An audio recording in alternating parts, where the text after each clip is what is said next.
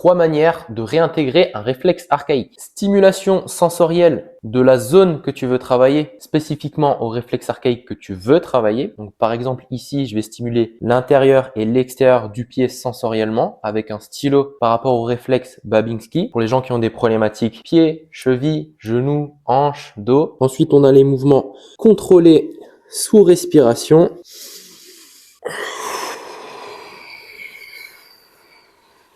Sur un pattern de mouvement qui est propre au réflexe archaïque qu'on veut travailler, comme par exemple ici le reptation, pour toutes les personnes qui ont des problèmes de coordination, des problèmes au niveau du pied, cheville, genou, d'ouverture de hanche, etc.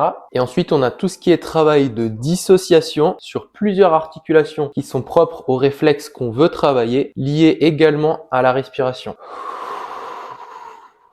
Comme celui que je viens de faire pour le réflexe de Galant, pour toutes les personnes qui ont des problématiques cervicales, cage thoracique, zone lombaire, donc liées aux mouvements latéraux. Un autre exemple, c'est pour le réflexe tonique asymétrique du cou. Donc, je vais chercher à faire des rotations cervicales et de façon dissociée, je vais stimuler les membres supérieurs et les membres inférieurs à l'opposé de là où j'ai tourné ma zone cervicale. Le but, c'est de relâcher les tensions, réintégrer certains schémas moteurs qui sont propres au réflexe que tu veux travailler, rassurer le système nerveux. Donc, on l'a vu sur différents points par rapport à la respiration, par rapport à certains schémas moteurs, par rapport à de la stimulation sensorielle comme le tactile. Et ça te donne déjà pas mal d'informations. Si tu as des douleurs particulières et que tu souhaites en parler avec moi, écris MP dans la barre des commentaires.